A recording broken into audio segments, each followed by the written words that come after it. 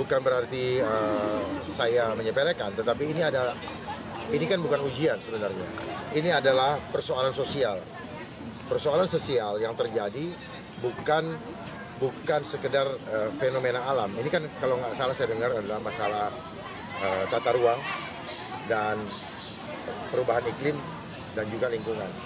Ini kan hal-hal biasa yang kita dapatkan. Seperti sekarang sudah mulai cuaca ini. Kita harus paham mengenai cuaca, climate change atau climate engineering. Ya. Kalau kita udah paham antara tata ruang dan polusi pun ini ada kaitannya. Jadi tata ruang akan mempengaruhi karbon emisi juga. Jadi kita harus paham itu. Karena tata ruang akan membuat namanya global warming. Ya. Oleh sebab itu kita harus bangun, kita harus tanam pohon-pohon supaya hutan kota naturalisasi tetap digalakkan kembali.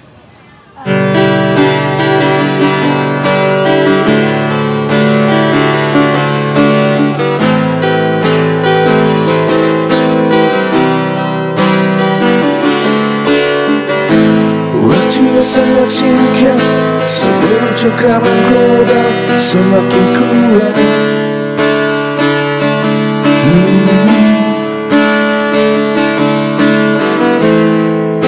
Berjuang bersama Dharmaku, pilihan yang paling pas.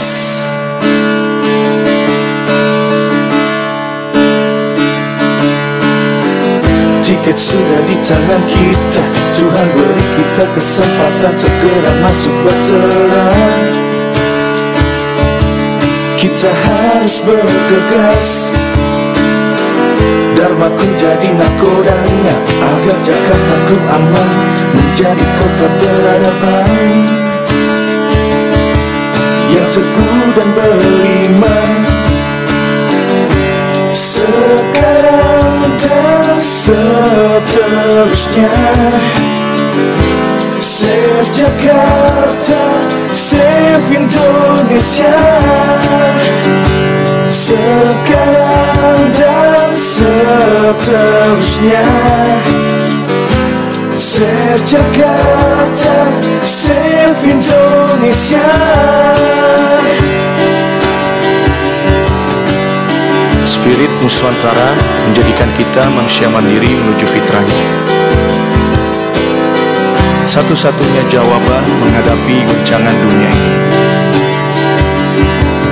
Selamatkan Jakarta, selamatkan Indonesia. Detik ini, sekarang ini, seterusnya, dan selamanya. Sekarang dan seterusnya, Save Jakarta, Save Indonesia. Sekarang dan seterusnya, Save Jakarta, Save Indonesia. Sekarang dan seterusnya, Save Jakarta, Save Indonesia. Selamatkan Jakarta, selamatkan Indonesia. Sekarang dan seterusnya, Detik ini, sekarang ini, seterusnya, dan selamanya. Rakyat bukan petugas partai. Nomor berapa? 2. Nomor berapa? 2. Pak Kun dan Pak Narma. Kun Fayakun. Jadi. Kun Fayakun. Jadi. Siapa yang belum dapat kaos?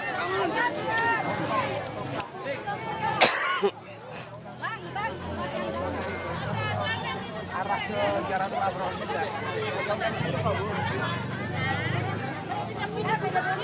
Sudah selesai semua, langsung dipakai ibu bapak kaosnya. Yang belakang boleh merapat ke depan. Ya, sebarkan terus teman-teman. Sebarkan terus.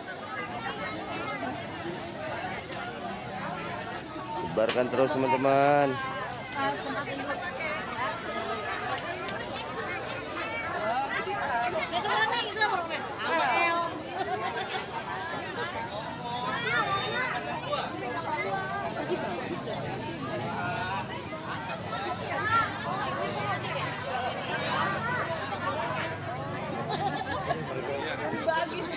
Baik Bapak Ibu, sudah bisa dimulai. Sekarang kita masih di pasar Minggu. Pakai kaosnya.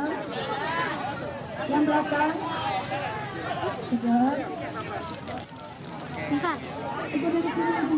Ibu di sini Ibu.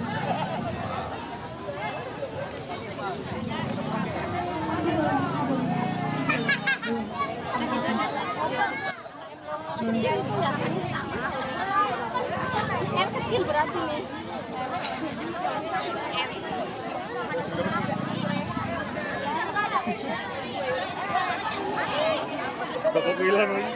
Kok bilang?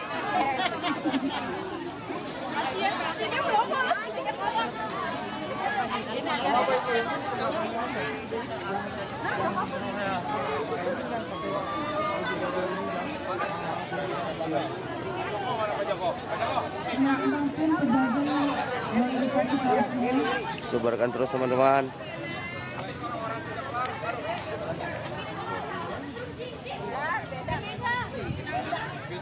Sudah dipakai.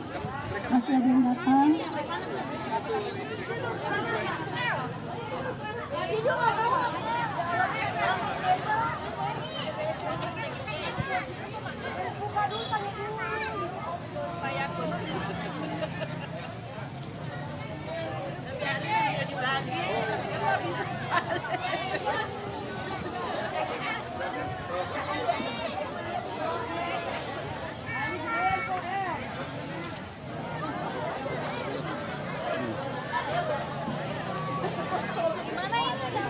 Udah live streaming nih bang. Udah live streaming lagi. Sebarkan apa? Ibu bapak mau melakukan uji. Sebarkan sama di kampung bang. Udah live streaming nih. Kawan. Linknya, bagi linknya. TikTok ya Dharma Kun. Dharma Pokrekun. Sampahnya ya. Maaf, semoga tidak ada sampah-sampah di bawah bangku ya. Semoga tidak ada sampah-sampah plastik baju di bawah bangku.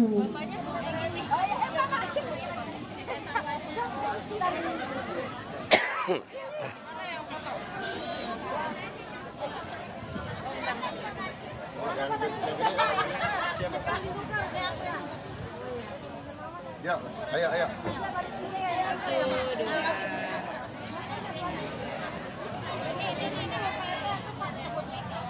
Oke. Ya, makasih. Terima kasih.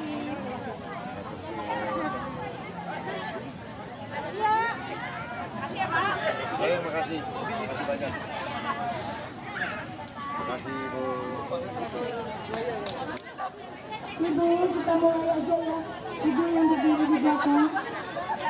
Kalau memang ada bangku kosong, silakan duduk. Bangku duduk, Ibu. Ini jangan sudah sore, Bu. Ayo, boleh ya.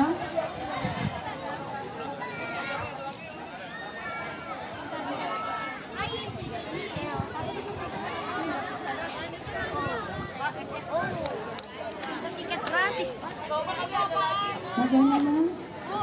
Saya ingatkan kembali. Saya tidak mengadakan di bawah bangku ya. Ibu yang membawa anak kecil. Oke, sebarkan terus kawan-kawan. Biar ibunya fokus apa yang dibicarakan oleh bapak nanti ya. Memang kalau ada pertanyaan dipersilakan nanti ya. Apapun pertanyaan silakan sampaikan kepada beliau ya. Kita mulai aja. Yang belakang boleh. Ini masih ada bangku kosong di depannya. Ya, cepet aja Bu. Ya. Assalamualaikum warahmatullahi wabarakatuh. Selamat sore, salam sejahtera, alhamdulillah sehat ya Bu ya. Alhamdulillah. Terima kasih untuk Bapak, untuk kepala tokoh yang ada mungkin hadir ya. Bapak Ibu RT, warga juga Bapak Ibu kader-kader semuanya terima kasih. Mempersingkat waktu, kita mulai saja acara ini dengan membaca Bismillahirrahmanirrahim. Semoga acara ini berjalan dengan lancar dan apa yang disampaikan oleh Bapak ya, Bapak Dharma nanti itu disampaikan. Ibu boleh bertanya nanti ya. Untuk mempersingkat waktu kita dengarkan sosialisasi dari Bapak. Assalamualaikum warahmatullahi wabarakatuh. Salam sejahtera bagi kita semua. Selamat sore. saya kali ini saya mau balik. Sekarang waktunya masing-masing menyampaikan keluhannya, menyampaikan aspirasinya. Baru setelah itu saya yang berbicara. Ya. Jadi biar waktu kepada warga lebih banyak, saya persilakan untuk menyampaikannya. Tetapi saya hanya mau menyampaikan di awal supaya niat pertemuan kita sore hari ini tidak sia-sia. Jangan sampai nanti datang tapi tidak dapat sesuatu pemahaman yang utuh. Jadi kita berkumpul di sini dalam rangka menjadi satu tim dalam perjuangan yang tinggal 20 hari lagi. Ya, tinggal 20 hari lagi akan menentukan nasib kita, bukan saja 5 tahun ke depan, tetapi selamanya. Karena kesempatan yang Allah kasih ada jalur independen, di mana kami bukan bertugas atas nama partai dan kami tidak disponsori oleh siapapun juga, sehingga kami tidak punya beban politik atau hutang politik kepada siapapun juga. Saya mengajak kepada rakyat semua warga untuk menggunakan kendaraan independen ini secara gratis. Pakailah untuk berjuang, untuk memperjuangkan keluhan-keluhan kita semua supaya keluarga kita terlindungi di kemudian hari. Jadi berpikirlah bahwa kehadiran ibu-ibu dan bapak-bapak sore hari ini bukan sekedar untuk mendukung saya, tetapi sedang memperjuangkan nasib atau kepentingan keluarganya masing-masing. Pemahaman ini penting sekali supaya jangan berpikir bahwa kita mau mendukung perlu uang. Sebenarnya tidak. Sehari-hari kita sudah menjalankan perjuangan untuk melindungi keluarga kita. Tetapi ini adalah perbaikan atau perubahan nyata yang akan kita dapatkan apabila seluruh warga Jakarta bersatu memperjuangkan keluarganya lewat jalur independen yang pasti tidak akan pernah melupakan dan meninggalkan rakyatnya. Karena kami juga berasal dari rakyat. Kami bukan berasal dari kader partai. Kami berasal dari rakyat untuk memperjuangkan hak-hak rakyat. Ya. Untuk memperjuangkan hak-hak rakyat. Tolong didengarkan dulu sebentar. Saya tidak akan ngomong lama-lama supaya apa? Supaya kita betul-betul tahu bahwa kehidupan Jakarta saat ini tidak sedang baik-baik saja. Ya. Ekonomi sedang hancur. Ya. Daripada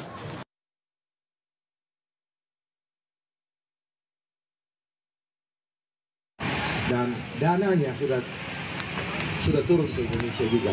Ada 40 negara yang akan melaksanakan program pandemi di dunia ini, termasuk salah satunya Indonesia.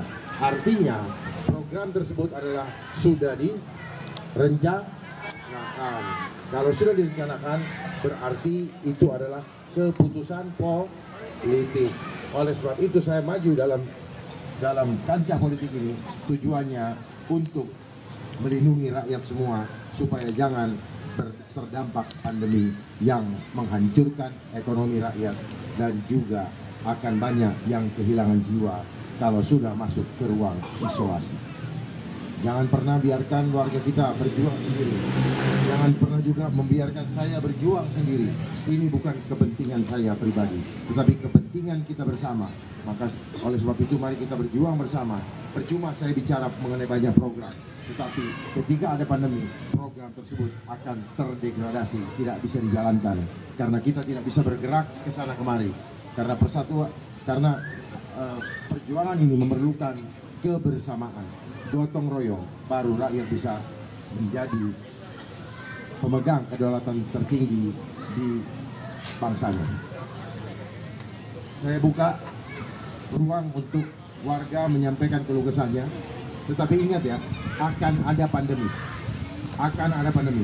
Jadi jangan berpikir bahwa Jakarta sedang baik-baik saja. Akan ada pandemi. Ya. Masih mau ada pandemi? Ya.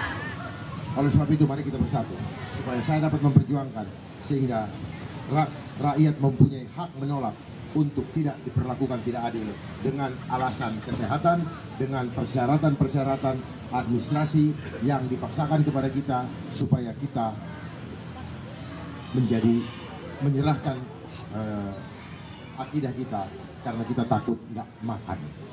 Itu dia punya pancingan supaya orang-orang yang terbiasa senang mengeksplor kawan nafsunya, jalan sana, jalan sini, naik pesawat, itu akan terjebak dengan syarat-syarat tadi.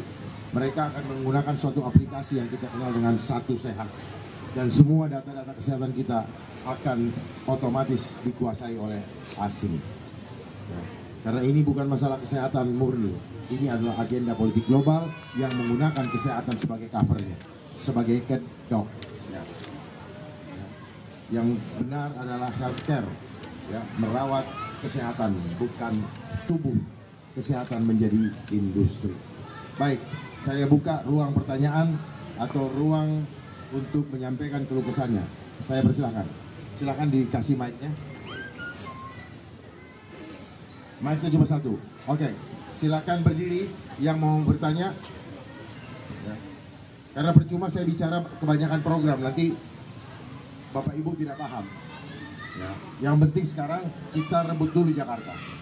Kalau kita tidak rebut Jakarta, maka keluhan demi keluhan akan semakin mendalam. Ya, waktu akan berulang terus, mengeluh, kenapa sekarang begini, kenapa sekarang begini. Ya karena kita tidak memilih pemimpin yang salah. Jangan memilih pemimpin yang salah, yang hanya datang 5 tahun sekali untuk menyampaikan. Mungkin orangnya berbeda, tetapi kekuatan di belakangnya sama. Ya. Mungkin kekuatannya orangnya berbeda, tetapi yang mendorongnya sama. Lihat saja apa mereka adalah petugas apa? Tugas partai. Makanya lihat lambangnya, mereka akan sama saja. Ya, karena kebijakannya adalah kebijakan yang tidak mendahulukan rakyat. Walaupun pada saat mereka datang, mereka akan menyampaikan hal-hal yang seolah-olah memperdulikan. Tetapi dalam prakteknya kita bisa lihat betapa warga saya datang di daerah Senen sana, di sekitar Bungur, itu memiliki kehidupan yang sama sekali tidak layak. Tidur saja sulit.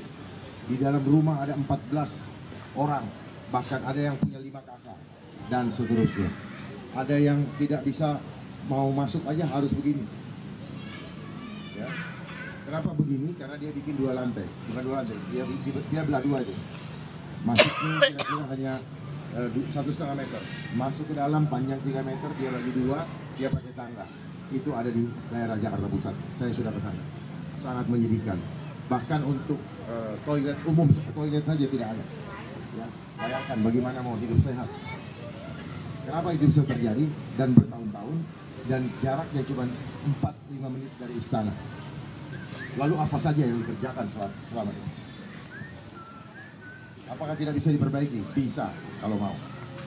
Asal jangan kita mementingkan, pemimpinnya mementingkan kepentingan dirinya dan hanya memperkaya diri dan kelompok. Rakyat harus kembali merebut kedaulatan tertinggi supaya rakyat menjadi tuan rumah di negaranya sendiri. Oke, baik. Ada yang mau bertanya? Ada yang mau menyampaikan? Silakan. Silakan Bu, ke depan Bu, biar semua dengar apa yang disampaikan. Ya, kita menyampaikan untuk perjuangan bersama ya. Silakan. Assalamualaikum warahmatullahi wabarakatuh. Nama saya Bu Arina. Saya dari PAUD Lobby Lobby, mewakilkan dari teman-teman. Dari PAUD Lobby Lobby Pak. Saya mewakilkan dari teman-teman. Saya mengajar di PAUD Lobby Lobby itu sudah sekitar lama ya Pak. Cuma alhamdulillah, saya mohon dari perhatian pemerintah, alhamdulillah kita udah dapat bantuan hibah ya Pak untuk kesejahteraan guru. Dengan ada bantuan hibah ini bisa membantu saya jujur Pak. Dana hibah itu dapat saya manfaatkan buat bayar pendidikan anak saya. Nah, cuman berapa? Itu kita terima per bulannya 550 per bulan. Pokoknya kita terima itu per 3 bulan itu 1.600.000 ya. Itu. Alhamdulillah dengan segitu buat saya sebagai guru PAUD itu sangat membantu kesejahteraan guru, terutama untuk pendidikan anak khusus buat saya pribadi. Kemudian, tapi kalau kita pikir dari gaji PAUD, ya mungkin nggak sampai segitu ya Pak. Per bulan itu kita hanya menerima di bawah rata-rata 500 ke bawah ya, itu untuk guru PAUD ya. Kita dari Pot Lobby ini kita nggak ada subsidi, jadi kita benar-benar murni dari SPP anak-anak yang jumlahnya enggak terlalu besar, karena kita pola kita di sini membantu masyarakat bawah ya, kita bukan mencari materi. Cuma saya mohon dari pemimpin yang baru ini untuk guru-guru PAUD tolonglah diperhatiin kesejahteraannya Pak. Karena kenapa? Saya sebagai guru PAUD berangkat pagi, kadang kita pulang sampai jam 3, kadang jam 2 karena banyak tugas yang harus kita selesaikan, karena memang banyak tuntutan yang harus kita kerjakan seperti itu. Jadi saya mohon, saya perwakilan saya pribadi, saya minta lebih diperhatikan lagi untuk kesejahteraan guru-guru PAUD. Karena kenapa?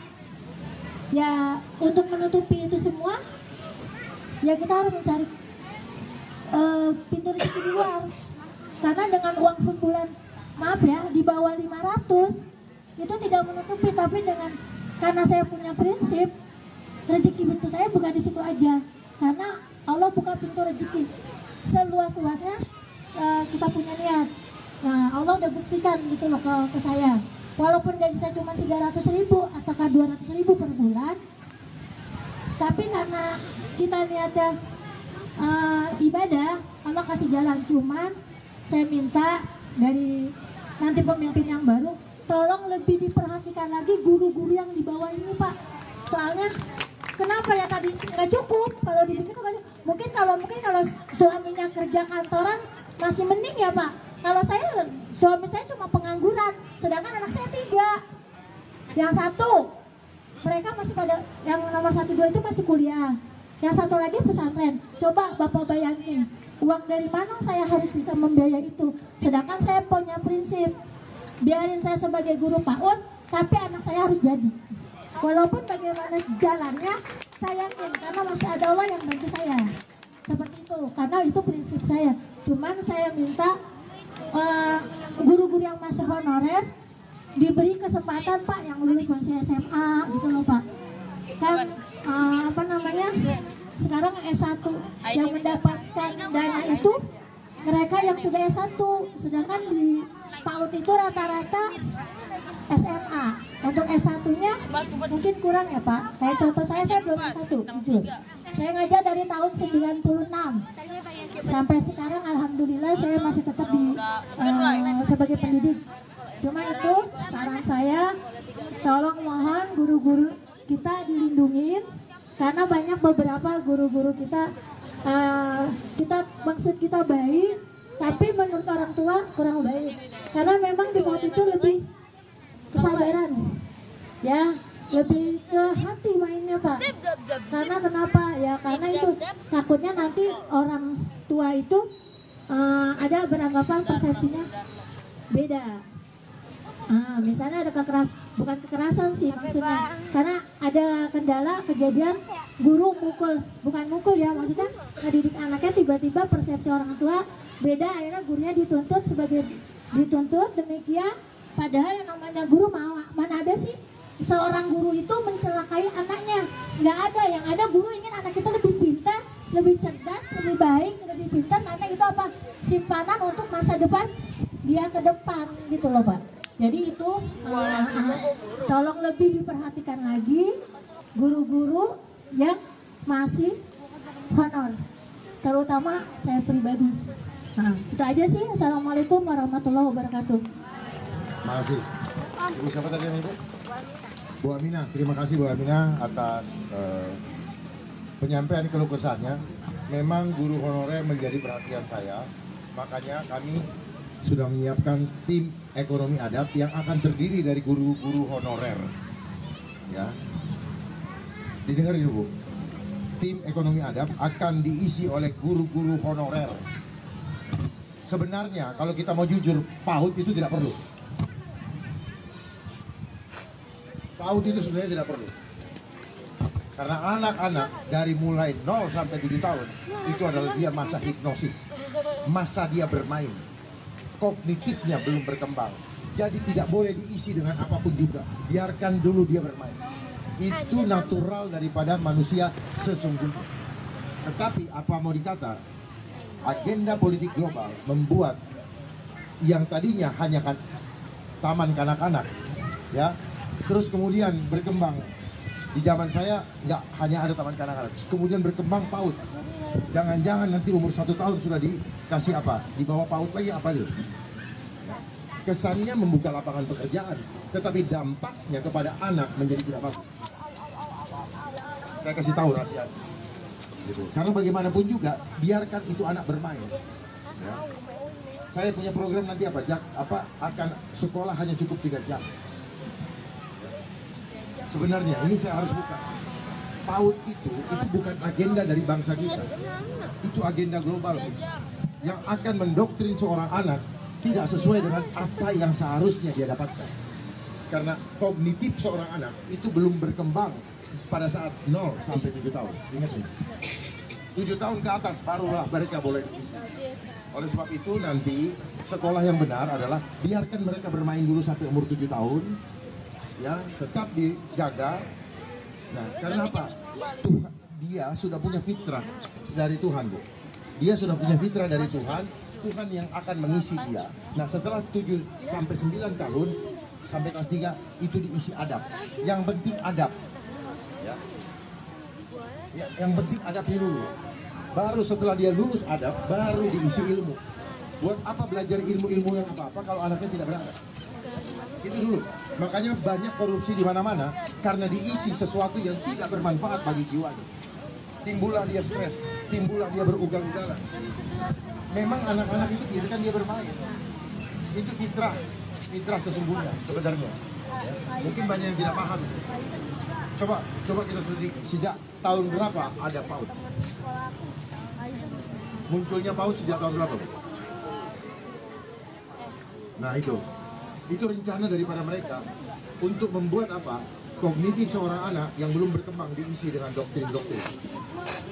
doktrin-doktrin yang belum perlu dia terima. Kenapa, Bu?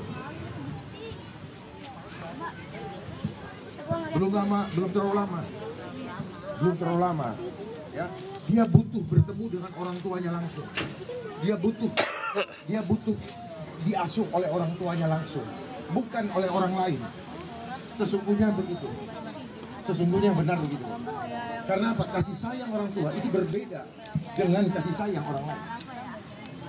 Anak ini butuh dekapan orang tuanya sampai umur 7 tahun. Baru setelah itu dia dilepas, tetapi dia tetap dibimbing adabnya sampai kelas 3 SD. Ya, seperti di Jepang. Makanya orang-orang Jepang itu adabnya luar biasa. Mereka malu berbuat jahat. Karena apa? Mereka sudah dididik untuk malu melakukan hal-hal tidak baik. Mereka dididik untuk bagaimana membuang sampah yang baik. Mereka dididik bagaimana menghormati orang tua. Itu yang harusnya diisi. Bukan yang lain-lain. Jadi umur 0 sampai 7 tahun itu masa hipnosis. Umur 7 tahun ke atas itu masa pengulangan dari apa yang diterima. Karena anak adalah makhluk paling jenius dalam hal meniru. Kalau soal guru honorer, kami sudah siapkan tim ekonomi adab.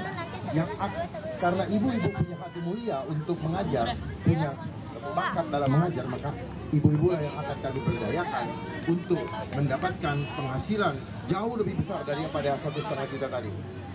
Ya. Kami akan menempatkan ibu sebagai warga yang layak. Tetapi keilmuan ibu akan kami gunakan dan akan kami manfaatkan didampingi oleh ahli untuk membina warga, membentuk atau membangun UMKM mereka. Supaya apa? Supaya setiap rumah nanti menjadi industri kecil.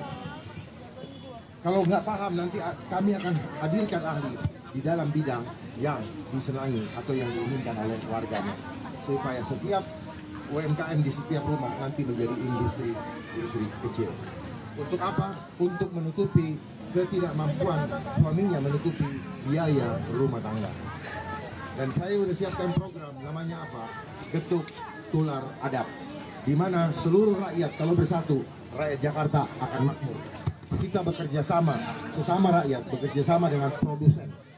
produsen ingin memasarkan dia punya barang, belum tentu laku menggunakan SPG, menggunakan para iklan-iklan dengan biaya yang mahal, maka lebih baik diberikan kepada rakyat sebagai tanda terima kasih, di mana rakyat langsung menjadi konsumennya, menjadi marketnya, dan rakyat sekaligus menjadi marketingnya.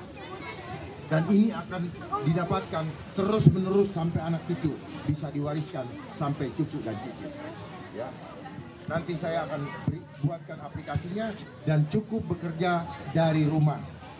Kalau anak udah sekolah, selesai sekolah tapi belum dapat pekerjaan, dia bisa masuk dalam aplikasi tersebut dan mereka akan mendapatkan biaya tanda terima kasih yang merupakan kompensasi dari biaya marketing atau biaya promosi dari setiap produk-produk yang diproduksi di Jakarta. Jadi kalau rakyat kompak menggunakan produksi yang ada di Jakarta, maka kita akan memulihkan ekonomi untuk kemakmuran Jakarta dan masyarakat pun makmur. Gitu. Ya. Jadi masalah tadi Bu, hanya masalah ekonomi. Orang sekolah untuk apa sih? Untuk dapat duit kan? Dapat duit kan? Ya, tetapi jangan sampai dapat duit toh, tapi tidak beradab. Begitu banyak orang kaya, tapi bagaimana menghasilkan uang? Ya, akhirnya keluarga yang menerima uang-uang yang dari cara yang tidak halal, akibatnya anaknya hancur. Karena tidak menghargai upaya dari orang. Karena orang yang punya uang senang flexing. Karena dia tidak tenang tidur kalau orang lain tidak mengakui bahwa dia orang kaya. Betul?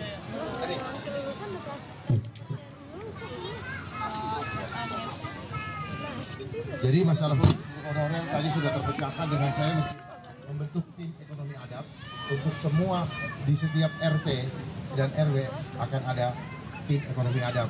Untuk apa? Sekarang yang prioritas adalah apa? Yaitu ekonomi. Ekonomi rakyat akan kita pulihkan, tapi dengan catatan jangan lagi ada pandemi. Karena kalau ada pandemi kita dilarang bertemu, Bu. Itu masalahnya.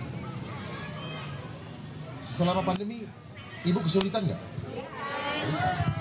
Jadi saya mau mengajak kepada kita semua, jangan berpikir normatif. Normatif itu apa? Seolah-olah keadaan akan baik-baik saja. Bayangkan kalau keadaan ke depan tiba-tiba 2-3 bulan ke depan diumumkan ada pandemi lagi. Apa yang terjadi? Kita tidak bisa berkumpul seperti ini lagi. Dan anak-anak tidak akan datang ke rumah dan hanya akan main Zoom. Saya mau tanya, selama pandemi anak ibu mengajarnya Zoom atau tidak? Zoom. Buat apa? Itu adalah cara mendidik orang ini dengan tidak cara yang benar. Anak itu punya fitrah, tidak betah untuk ada di komputer. Dia akan lari-lari.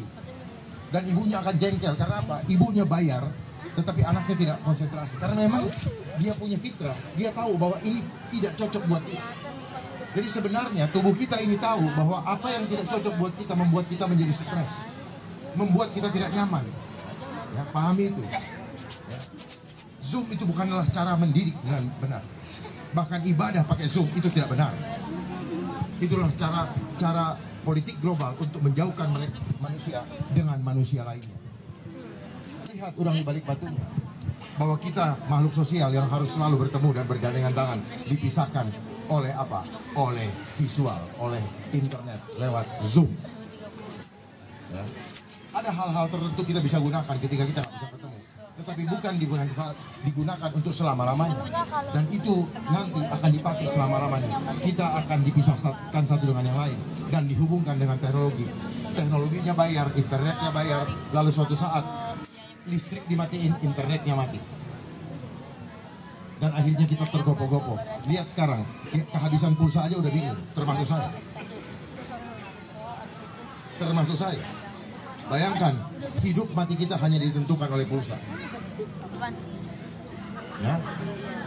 Padahal zaman dulu kita tidak pernah pusing dengan pulsa. Bodoh amat. Betul tidak, Bu? Ya. Oleh sebab itu kami membuat program juga internet gratis.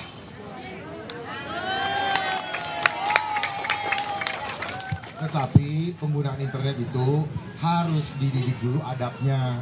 Supaya apa? Supaya bisa memfilter mana yang baik, mana yang tidak benar. Ya. Pengawasan ada di dalam diri kita masing-masing, karena nggak mungkin kami mengawasi satu persatu. Oleh sebab itu, orang tua juga bertanggung jawab terhadap perkembangan adab anaknya. Nanti kalau ketahuan buka-buka situs porno, kami tahu kami akan matikan. Setuju? Nanti kalau ketahuan main judi online, kami matikan. Berantas. Udah mulai itu. Ya. Ya. Jadi itu ya Bu ya yang saya mau sampaikan. Kita perlu membahas lebih dalam. Jadi bukan sekedar kita bilang, oh ini pekerjaan. Kita harus tahu udang di balik batunya. Tahu nggak emansipasi, maksud dari emansipasi? Menjauhkan anak dari ibunya. Memang betul, oh ini buat suami membantu. Iya, tetapi itu diciptakan untuk itu. Apalah artinya uang banyak tetapi hubungan rumah tangga rusak? Apa artinya uang banyak tetapi anak kita menjadi hancur? Mari kita tidak menjadi orang-orang yang materialistis, hanya mengejar uang. Maka saya hadir untuk mengajak kepada kita semua untuk kompak, supaya kebutuhan ekonomi rakyat Jakarta naik ke level layak. Tidak perlu lagi kita, kenapa? Hanya bisa layak kalau kita kompak. Hanya bisa kompak kalau kita kebijakannya memperlakukan rakyat secara adil. Percayalah, saya tidak akan pernah mengutip satu peser pun dari dana-dana yang diperuntukkan untuk rakyat. Saya hadir di sini untuk menawarkan dan mengajak kita semua untuk bersatu, supaya keluhan-keluhan rakyat selama ini kita stop. Jangan ada lagi keluhan, jangan ada lagi rasa tidak adil, karena kebijakan-kebijakan yang diambil tidak pro kepada rakyat. Mari kita kembalikan hubungan rumah tangga yang hangat seperti pada zaman dahulu kala, di mana anak dengan orang tua sering bertemu, ya, bukan disibukkan oleh ini aduh peraturan inilah, peraturan anulah. Itu yang kita butuhkan. Waktu hidup di dunia sangat singkat, diisi dengan ilmu-ilmu yang tidak perlu untuk jiwanya. Makanya anak-anak pada tawuran. Kenapa pada tawuran? Karena ilmu yang diisi tidak mengisi jiwanya. Jiwa yang tidak tenang, dampaknya dia akan melakukan hal-hal yang tidak baik. Jadi pentingnya bagaimana membina anak, sama seperti seorang ayah, gubernur membina warganya dengan cara apa? Tidak boleh satupun warga ada yang menderita, tidak boleh satupun warga ada yang punya masalah. Sebagai seorang ayah, dia akan datang dan menyelesaikannya.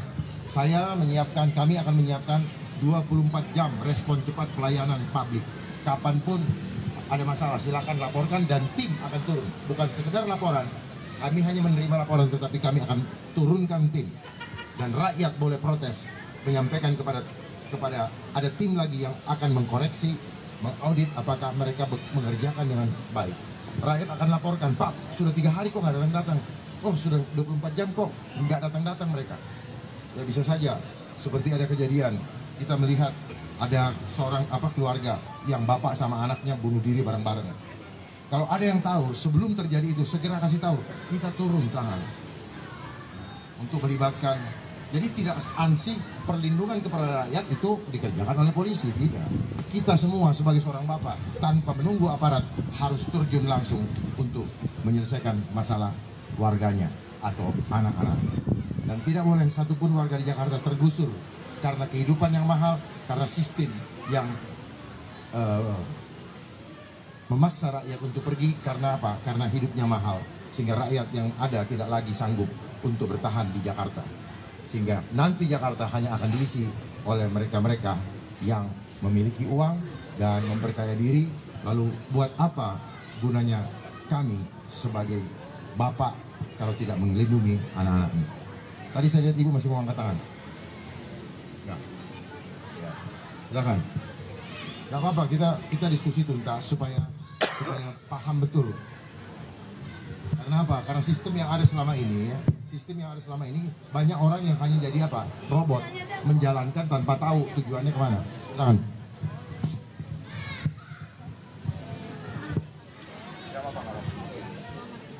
Assalamualaikum warahmatullahi wabarakatuh. Waalaikumsalam. Perkenalkan, nama saya Lucy Margiati, alamat RT 8 RW 7. Kayaknya ada di sini Pak. Alhamdulillah berkat Bapak datang ke sini, kami yang tadinya tidak tahu Bapak, tidak mengenal Bapak, menjadi kenal. Program-programnya sedikit, saya juga tadi datang mungkin terlambat, tidak mengenal semuanya. Cuman ada hal yang pengen saya tanyakan, mewakili orang tua murid yang selama ini sudah menikmati KJP Pak. Jadi saya pribadi, saya ngurusin ponakan yang ditinggal ibunya. Dengan adanya KJP, saya bisa karena suami saya juga gajinya 1 bulan cuman hanya 2.500.000 karena kerja di material. Kontrak juga. Jadi kalau misalkan isunya, kalau KJP dihapus, tolong bantuannya diganti yang lain atau bagaimana? Karena biar bagaimanapun, kami sangat terbantu dengan adanya KJP. Begitu juga dengan bantuan-bantuan yang lain. Orang-orang perantauan yang hidupnya ya alhamdulillah pas-pasan, hari ini pas besok pas gitu Pak. Jadi mohon penjelasannya, apakah benar nanti setelah Bapak menjabat KJP dihapus, dipindah dengan ke sekolah swasta supaya gratis? Karena kalau misalkan sekolah swasta gratis, kan swasta mah ada yang mampu Pak. Ada masuk. Jadi tolong diberi tegaskan buat kami semuanya untuk tahu benar nggak akan dihapus. Terima kasih. Assalamualaikum warahmatullahi wabarakatuh. Terima kasih. Yang mengatakan adalah mereka yang berkuasa. Ya, jadi bukan saya. Kalau saya, bukan, saya akan perbaiki. Ini nggak ada hapus menghapus. Ini bukan kertas dihapus-hapus. Ya, saya sudah menyiapkan kartu namanya Jakarta. Ya, ini untuk mengakomodir semua harapan dari rakyat untuk yang KJP, kartu lansia maupun yang lain kita efisienkan dalam satu kartu dengan menggunakan sistem blockchain. Nih, Ibu kalau mau foto nih. Nah, dengan sistem blockchain tidak akan ada lagi manipulasi. Contoh, kartu lansia itu 600 juta haknya. 600.000. Tapi yang diterima berapa? Yang diterima berapa tuh Ibu? Yang lansia 300 Pak. 300. Lansia? Enggak, itu deh. Kebanyakan 300 loh, Bu. Nah, ibu-ibu per 3 bulan 1.800.000, berarti ada yang aneh dong. Kenapa yang ini terima situ? Nggak bisa begitu namanya, itu nggak adil. Harusnya kalau memang tiap bulan 600, ya 600. Berarti ibu terima full. Bahkan ada yang selama program ini tidak ada yang belum pernah terima.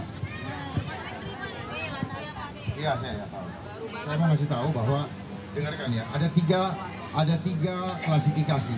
Ada yang selama program ini ada tidak pernah terima. Ada yang pernah terima sekarang tidak. Ada yang belum pernah terima baru 2 bulan belakangan ini dia terima. Berarti ada yang aneh. Itu namanya program tidak adil. Cuman yang penting ada program, tapi programnya petang blonteng, betul nggak? Nah, bagaimana untuk tidak petang blonteng? Maka kami menyiapkan sistem blockchain dan semua warga akan tahu. Kalau dia haknya 600, dia akan tetap terima 600 dan datanya tidak boleh hilang, tidak boleh dirubah-rubah. Itu yang pertama. Tetapi kalau ibu berpikir cuman yang 2 sekian gajinya, makanya nanti ada tim ekonomi adab, Bu, supaya suami ibu itu senangnya ngerjain apa, kita akan bina supaya kerjaannya menghasilkan nilai yang lebih, bukan cuman 200 itu, 2 juta itu. Oleh sebab itu, mari kita sama-sama kompak. Saya akan menyiapkan tadi apa? Tim ekonomi adab yang akan membina semua warga, memulai modal, terus kemudian apa namanya tadi, bahan bakunya, terus packagingnya, sampai kepada ordernya, kami yang carikan, kami yang siapkan. Agar apa? Ekonomi keluarganya bisa meningkat ke level atau taraf yang layak. Dan kami juga yang akan menagihkan untuk dibayar kepada rakyat yang membuatnya. Jadi tidak sekedar memberikan uang, kayak UMKM begini kita tingkatkan. sepanjang mau kerja. Dan pekerjaan tidak boleh dibatasi umur, sekolah pun demikian, karena setiap orang sampai mati berhak untuk mendapatkan ilmu pengetahuan. Setiap orang berhak untuk mempertahankan hidup dan setiap orang berhak untuk hidup dan mempertahankan kehidupannya. Jadi bekerja pun tidak boleh dibatasin usianya sepanjang dia mau bekerja. Jadi nggak usah khawatir dengan ekonomi. Dengan program ini semua rakyat akan menikmati asal kompak. Ya. Jangan mau menang, jangan mau enak sendiri. Mari kita kompak, gunakan produk merek yang ada di Jakarta. Lalu rekomendasikan ke kawannya, keluarga yang lain, saudaranya atau temannya, maka biaya promosi atau anggaran promosi dari perusahaan tersebut akan otomatis menjadi milik daripada yang merekomendasikan. Dan seterusnya. Yang merekomendasikannya kan ada yang sebelumnya, semuanya dapat nanti. Itu namanya passive income. Ya. Jadi nanti Jakarta lah yang akan paling kaya di seluruh Indonesia, dan Jakarta lah yang paling kaya di seluruh ASEAN, karena semua yang menggunakan aplikasi tersebut akan menikmati hasilnya, termasuk orang asing pun kalau ikut di aplikasi itu dia akan menikmati yang namanya residual, tanda terima kasih karena sudah mempromosikan merek-merek yang dipakai sehari-hari. Ini cara saya untuk mengatasi kondisi ekonomi yang tidak menentu dengan program Getuk Tular Adab. Ini merupakan pusaran ekonomi Jakarta yang akan membangkitkan ekonomi Jakarta. Jakartanya maju, rakyatnya makmur. Ini pusaran ekonomi. Cukup ibu-ibu bekerja dari rumah, mengisi aplikasi, merekomendasikan produknya, menggantikan produk yang asing dengan lokal. Nggak usah sok-sok ke barat-baratan, pakai saja produk yang dibuat di Jakarta. Ini artinya apa? Kita kompak, kita majukan perusahaan di Jakarta, otomatis kita juga menikmati. Kita sebagai marketingnya, kita sebagai marketnya, dan Getuk Tular ngomong, karena pasti ada pembelinya. Daripada biaya promosinya dipakai untuk pasang iklan, sewa SPG, mengadakan basar, tapi kagak ada yang beli. Paham ya? Ini mudah sekali sebenarnya. Ini cara saya meningkatkan, mengamankan ekonomi rakyat. Kalau rajin, ya, rajin merekomendasikan, hasilnya apa? Akan semakin banyak yang diterima. Saya sudah hitung, tidak kurang dari 17 juta, bahkan bisa 88 juta per bulan. Asal rajin, kompak menggunakan merek hasil produksi warga Jakarta sendiri. Kalau UMKM juga meningkat jadi industri kecil, lalu kemudian dia memproduksi, contohnya misalnya sabun atau balsem atau apa, kan ngapain pakai balsem yang mahal-mahal? Tetapi biaya promosinya, mereka kan kalau mau jualan kan harus ada biaya promosi. Kenapa tidak warga saja yang mempromosikan, warga yang menggunakan? Akhirnya apa? Dampaknya biaya promosi semua produk yang di Jakarta masuk ke dalam rekeningnya warga masing-masing. Bingung ya? Belum pernah ada kan yang begini? Bingung. Karena yang ada orang-orang apa? Yang penting buat gue, saya enggak. Waspada, ini dapat mengatasi bagaimana online di TikToker ya, yang tidak diperuntukkan untuk warga ini buat warga semua.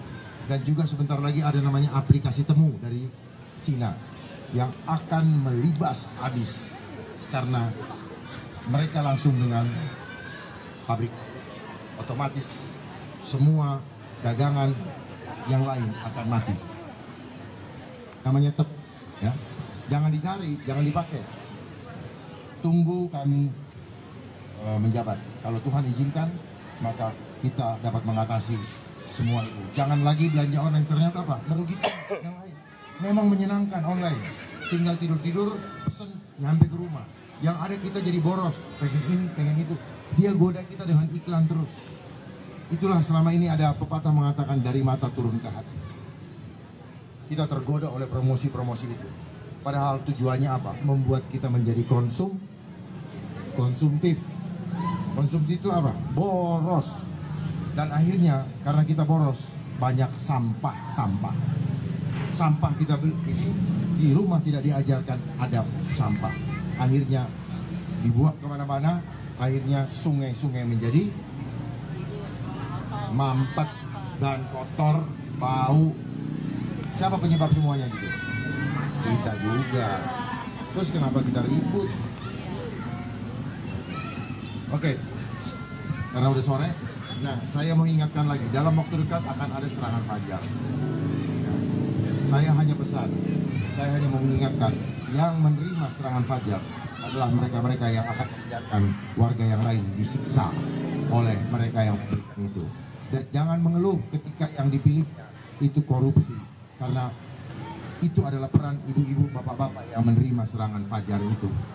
Jangan menerima apa yang batil, menerima yang tidak halal, hasilnya akan menjadi penyakit bagi keluarga. Baik penyakit fisik maupun penyakit jiwa.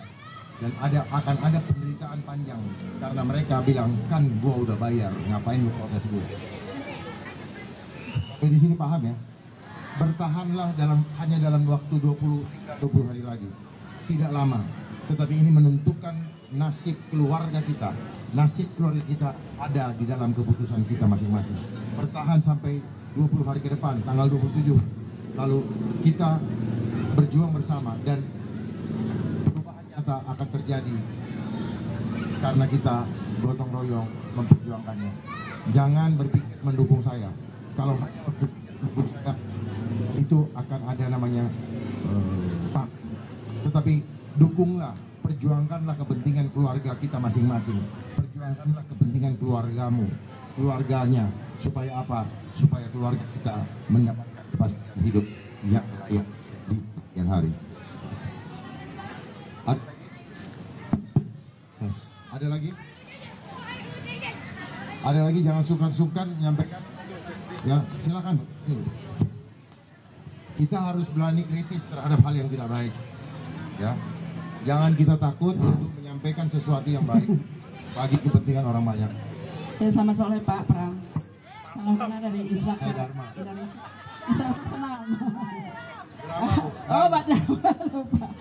Maaf Pak. Gak apa-apa. Assalamualaikum warahmatullahi wabarakatuh. Saya mewakili dari ibu-ibu. Tadi udah pada curhat ke saya, Pak. Tadi saya mendengar ibu-ibu pada Gunubal, tadi udah sebagian dari KJP ya Pak ya, dari KJP sebagian.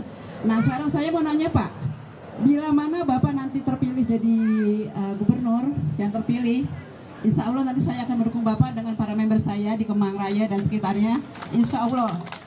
Apa Bapak bisa menjanjikan nanti bila mana sekolah akan dimurahkan biayanya, terutama gini Pak, ada teman saya, anaknya teman saya di UNJ Pak, itu anaknya pintar, udah semester 6, ini kesananya dia nggak bisa bayar UKT.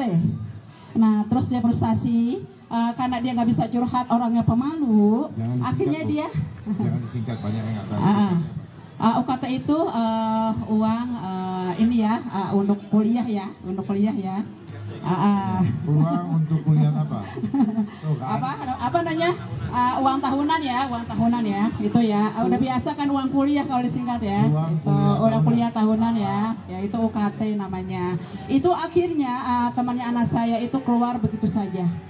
Tanpa dia mungkin meminta izin meminta untuk donatur untuk menyelesaikan kuliahnya untuk semester 7, karena sebentar lagi kan tahun depan udah wisuda ya, itu aja Pak.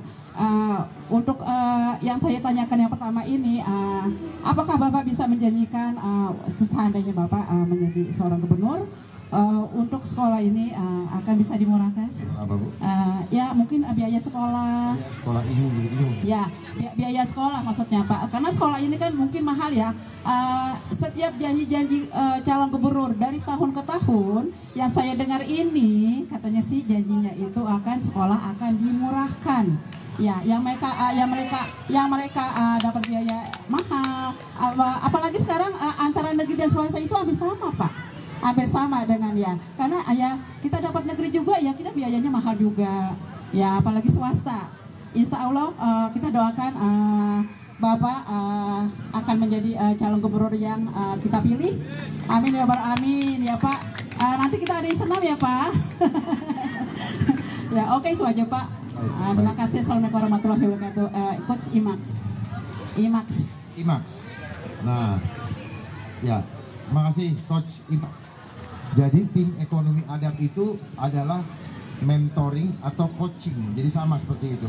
Jadi melatih, membimbing supaya warga seperti seorang ayah membimbing anaknya, membina anaknya, mulai dari anaknya belum bisa jalan, dia merangkak sampai dia bisa berdiri, sampai dia bisa berjalan, sampai dia bisa berlari, sampai dia bisa sukses.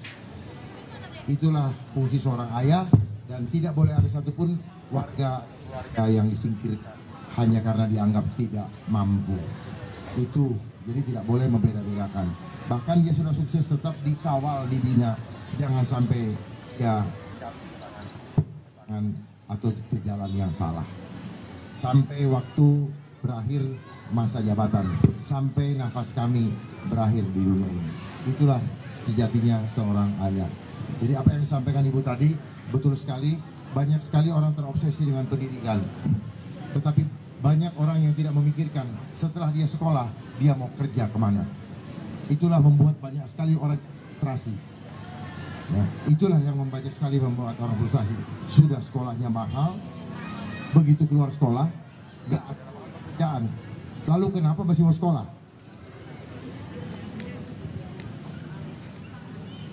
Ternyata setelah saya pelajari kenapa orang mau sekolah, itu menjadi bagian daripada kesombongan keluarganya nanti. Anak lu udah di mana? Anak gue sih udah kuliah. Udah selesai itu apa? Karena dia udah mulai sombong. Ketika dia nggak dapat pekerjaan, dia menjadi minder. Hasilnya minder. Ya. Karena saya pastikan sekolah tinggi-tinggi, pekerjaan, ruang pekerjaan memang dibikin sempit. 100% lulus sekolah, ruang pekerjaan cuma 20%. Lalu pertanyaannya, yang 80% ngapain? Ayo, hanya gaya-gayaan bawa ijazah kemana-mana. Terima gua dong. Apa yang terjadi? Banyak pengangguran juga akhirnya. Sementara saya ajarkan, ya saya mau kasih tahu, yang ngegaji kita, banyakkan dia nggak sekolah waktu kecil. Dia tidak sekolah tapi dia ngegaji gitu. Orang-orang yang sudah pangkatnya tinggi atau gelarnya besar, mereka yang gaji. Ini yang berkuasa sekarang ini, mereka-mereka yang tidak sekolah sampai selesai. Karena mereka sudah berusaha sejak masih muda. Dan mereka yang menguasai ekonomi. Ayo Bu, ini yang menguasai ekonomi, yang bikin real estate, cek sekolahnya. Paling yang sekolah anaknya kemudian yang disekolahkan ke luar negeri. Hanya juga apa? Supaya kelihatan sekolah. Duitnya dari bapaknya, nurusin aja. Tapi bapaknya, coba cek sekolahnya. Banyak yang punya bank, dia nggak sekolah. Cuman karena kesempatan atau fasilitas yang terbuka dari ordal. Ya, banyak orang yang sekolah juga, name-nya tidak cukup. Kalau ada ordal bisa sekolah, ya. Jadi sebenarnya tanpa sadar kita ini cuman bersiasat supaya sekolah, tapi hasilnya saya tidak menentang sekolah karena saya juga sekolah. Tetapi setelah saya belajari, saya punya pengalaman itu, akhirnya sekolah saya hanya jadi gaya-gayaan di atas kartu nama, ada gelar-gelarnya. Udah itu kalau nggak punya pekerjaan, inilah bikinlah PT-PTan sendiri, terus datang ke orang, nawarin proposal untuk ngebohongin orang. Lalu sampai ditangkap, ada pengaduan, dibohongin, ditangkap polisi, akhirnya dibilang penjahat. Itu yang kita mau. Makanya jangan terlalu gila dengan sekolah, tetapi yang penting dulu akhlaknya. Kalau akhlaknya sudah baik, isilah ilmu setinggi-tingginya, justru yang memperkuat akhlak. Jangan anak sekolah hanya untuk mengejar satu lembar ijazah. Ijazah masih bisa dibikin di pramuka. Gitu. Sekarang banyak ya, doktor, profesor, lihat tuh di koran semua, lihat tuh di medsos, bermasalah semua. Kenapa demikian fenomenanya? Karena orang pengen membangun kesombongan dengan menunjukkan gelar-gelar yang sebenarnya tidak bermanfaat di mata Allah. Allah tidak akan melihat pangkatmu seperti apa, gelarmu seabrek-abrek, uangmu seberapa banyak. Tuhan tidak melihat itu, tapi yang Tuhan lihat adalah apakah engkau manusia yang berakhlak, yang terlihat adabnya. Hanya itu. Lalu kenapa kita bikin pusing-pusing diri, terus bikin stres diri kita? Udah itu, pertanggung jawab kita adalah pertanggung jawab akhirat akhlak. Betul? Ya, supaya kita rubah mindsetnya. Ini adalah, silakan menggapai ilmu setinggi-tingginya, tapi jangan lupa, orang pintar kalau tidak punya adab, dia akan menjadi orang-orang yang menjadi monster bagi manusia-manusia lain.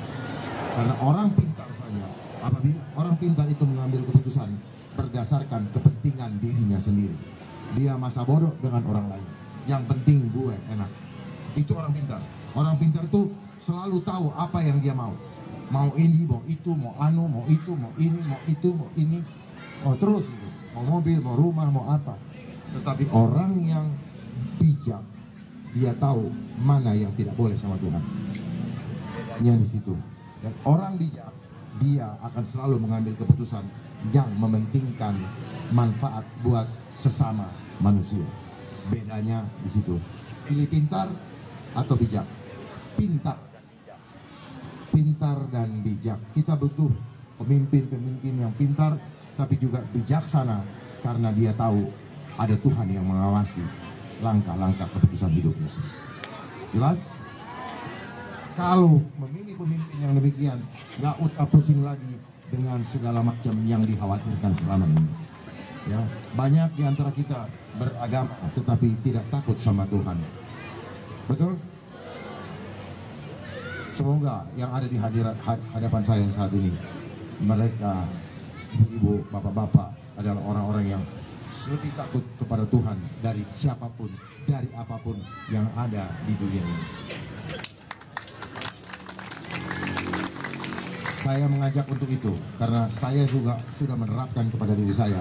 Itulah kenapa saya maju dalam politikan ini, untuk mengembalikan adab supaya jangan lagi bangsa ini dihancurkan oleh orang-orang yang hanya mementingkan kepentingan dirinya sendiri dan menghancurkan bangsa Indonesia yang kita cintai, yang sudah dibangun oleh para founding father kita pada tanggal 17 Agustus 1945 dan mencanangkan cita-cita luhur bangsa Indonesia di dalam proklamasi Undang-Undang Dasar 4, pembukaan Undang-Undang Dasar 45 alinea yang kedua, yaitu merdeka, bersatu, berdaulat, adil dan makmur. Dan tujuannya kita merdeka adalah apa? Untuk melindungi seluruh bangsa Indonesia dan seluruh tumpah darah Indonesia. Kalau kita tujuannya seperti itu, maka tidak boleh ada pemerintah atau penguasa yang menakut-nakuti, yang tidak melindungi rakyatnya, termasuk keluhan-keluhan ibu-ibu semua. Tidak akan pernah terjadi kalau memang tujuan berbangsa tidak lagi bergeser dari tujuan utamanya. Yang kedua, mensejahterakan kesejahteraan umum. Tidak akan lagi ada rasa tidak adil secara sosial di dalam kehidupan kita kalau memang pemimpinnya beradab. Yang ketiga, mencerdaskan kehidupan bangsa, bukan sekedar duduk di bangku sekolah, tetapi mencerdaskan secara spiritual. Selama ini orang hanya menganggap bahwa mencerdaskan kehidupan bangsa itu sekolah, duduk di bangku sekolah. Enggak. Makanya jadi orang-orang apa? Orang-orang materialistis. Itu yang membuat kita menjadi hancur. Pengen ini, pengen itu, pengen itu. Semua makanan kita harus beli dengan uang dan sebagainya. Akhirnya kita mengejar uang dan tidak mengejar akhlak untuk mengenal Allah lebih dalam. Paham ya? Mari kita mengenal Allah lebih dalam, bukan mencari uang di dalam kehidupan ini. Hidup kita bukan buat ngumpulin uang, tapi uang untuk membuat kita bisa memberkahi banyak orang. Itu saja yang saya sampaikan, mari kita paham betul. Dan terakhir, yang keempat adalah apa? Turut serta dalam perdamaian dunia. Boro-boro turut serta, ditakutin sama COVID aja, turut serta menakut-nakuti rakyatnya. Ya, kalau udah paham ilmu ini, ya, nanti kalau ada yang nakut-nakutin, lihat tuh, berarti kita nggak merdeka dong, berarti bangsa sendiri dijajah bangsa sendiri nih. Kenapa mereka mau melakukan? Karena mereka mau ambil anggarannya. Mereka kalau nakut-nakutin, mereka adalah panitia. Mereka ngambil duit dari situ. Lihat sekarang, mereka makin miskin. Betul? Mari kita berjuang bersama. Kita bangkitkan kesadaran spiritual kita. Supaya apa? Ini adalah saatnya spiritual awakening. Bangkitnya spiritual, bangkitnya kesadaran akan kebenaran untuk memperjuangkan nasib keluarga kita masing-masing demi kebangkitan kedaulatan rakyat yang kita cintai ini. Wabillahi taufiq wal hidayah. Assalamualaikum warahmatullahi wabarakatuh. Saya ingatkan jangan lupa dan di sini ini menentukan nasib keluarga kita 5 tahun ke depan dan selamanya. Kita selamatkan Indonesia, kita perbaiki Indonesia, kita mulai dari Jakarta.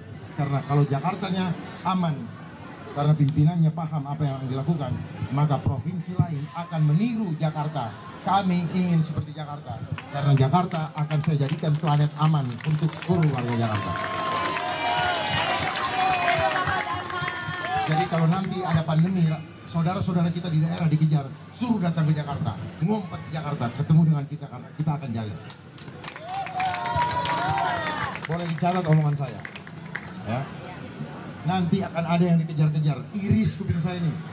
Akan ada lagi portal-portal, ada lagi apa namanya, traffic kun. Ya, ada lagi pengecekan. Catat omongan saya. Karena dananya sudah masuk. Bisa dibuka di koran. Dana pandemi sudah masuk ke Indonesia. Jadi objeknya siapa? Rakyat. Yang Soroma senang-senang aja. Betul nggak? Masa rakyat manusia menyiksa manusia? Berarti itu kelakuan nah lo bukan ya. Jadi itu saja. Sudah mau sore. Sebelum kembali ke rumah silakan menikmati apa ini? Jajanan. Jajanan, betul yang Bapak. Yang sudah disiapkan oleh betul. Yang nyiapin relawan, bukan saya. Iya. Sebelum ke nanti sana, dulu Ibu, Bapak. Ibu. Nanti dulu. Bapak. Mari dampingi saya di sini. Kita. Mohon izin saya belum instruksikan untuk dibuka, ya. Pak. Mohon maaf Bapak Ibu. Stop dulu. Coba di Mohon sini. maaf Bapak Ibu. Ya, dampingi Ibu, saya dulu, untuk Ibu doorstop dulu. Dampingi saya. Tidak saya buka, belum saya buka ya. Ya, Bapak Ibu doorstop mohon dulu. maaf. Boleh? Bapak Ibu boleh merapat di belakang Bapak. Silakan di samping saya. Silakan. Di belakang saya ya. Nanti setelah ini baru makan. Saya selesaikan dulu.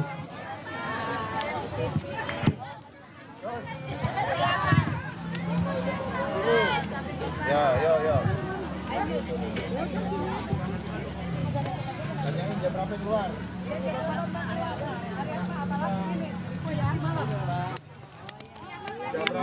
Jam berapa? Catat nomor handphonenya, tanyain.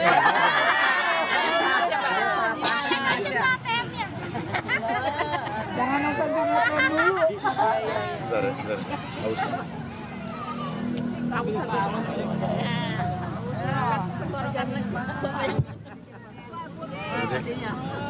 Bawa dari rumah. Oh iya Bapak. Biar murah. Ya. Ya, teman Bapak. Ya. Pak boleh dijelaskan kegiatan hari ini sama warga-warga nih? Ya, seperti kita lihat di sini kita ngariung bertemu dengan warga menyampaikan apa yang harus kita sikapi dalam rangka menentukan nasib warga ke depan. Saya tidak meminta mereka untuk sekedar mendukung saya, tapi saya membuka pemahaman bahwa apa yang mereka perjuangkan adalah untuk keluarga mereka. Saya hanya jadi ujung tombak untuk memperjuangkan kepada mereka yang tidak mungkin selama ini tidak punya kesempatan, tidak punya keberanian, maka saya yang berdiri di depan untuk memperjuangkan keluhan-keluhan hati warga dan sekaligus menyiapkan fasilitas kendaraan politik independen yang gratis. Bukan untuk saya lagi, karena saya perjuangkan bersama tim dan semua ini hanya untuk rakyat, supaya rakyat kembali berdaulat di bangsanya sendiri, khususnya di Jakarta. Oke Pak, permasalahan yang paling banyak dikeluhkan oleh warga Jakarta kira-kira apa sih Pak, dan optimis nggak nih untuk menyelesaikannya kalau terpilih jadi gubernur Jakarta? banyaknya selalu sama. Kalau nggak KJP, kartu lansia, ya KJP yang mau dicabut, nanyanya ke saya, padahal yang mau cabut yang sekarang. Jadi kadang-kadang pertanyaan itu tapi dari situ saya menangkap bahwa warga berharap ini jangan dicabut, ini dilanjutkan, kalau perlu ditambah, kan gitu.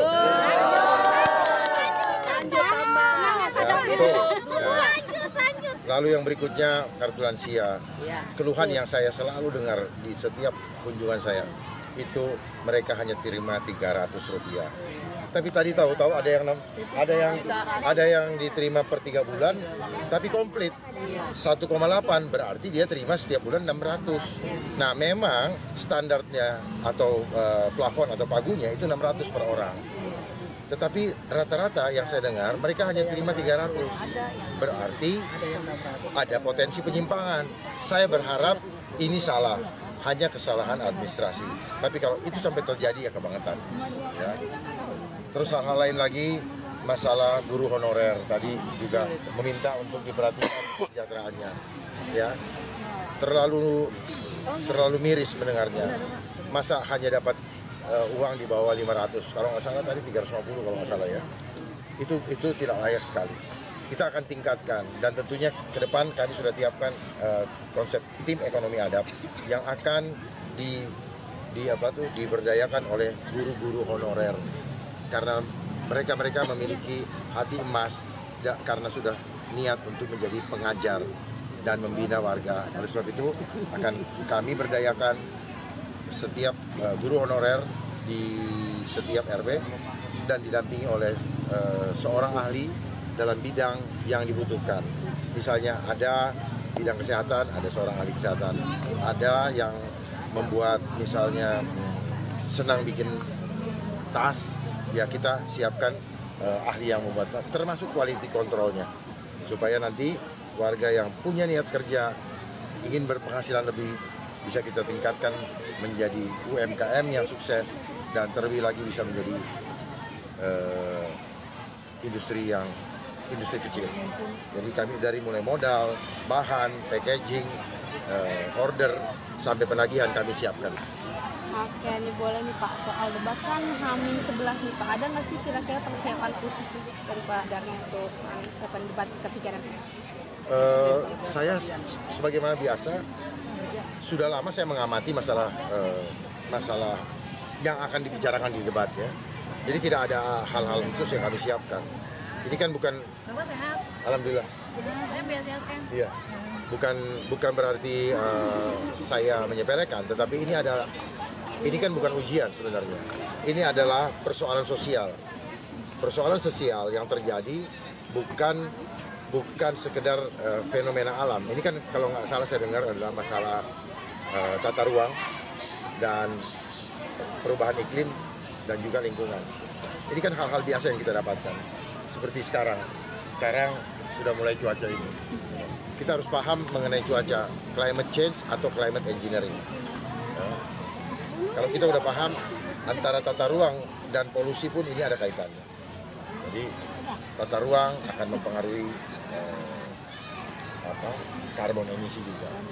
Jadi kita harus paham itu. Karena tata ruang akan membuat namanya global warming. Ya. Oleh sebab itu kita harus bangun, kita harus tanam pohon-pohon supaya hutan kota naturalisasi tetap digalakkan kembali.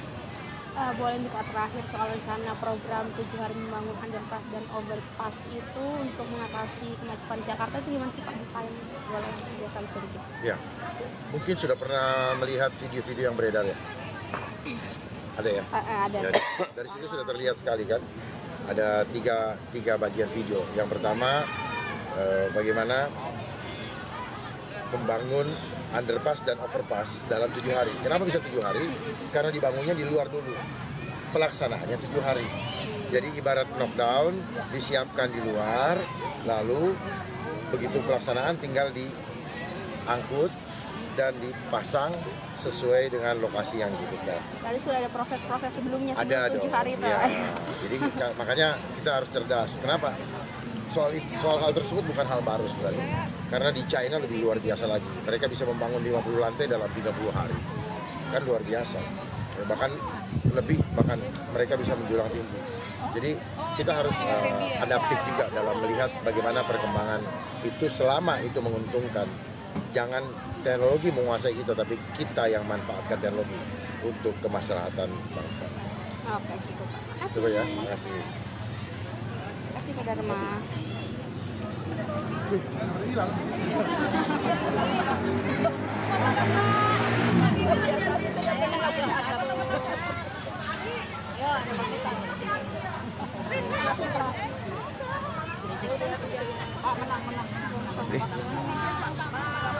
Saya pantesan saya lihat matanya ini kok pada lihat ke belakang. Wah, ini pasti ada yang habis, pada kabur. demi makanan ya, demi perut. Kekemang nggak?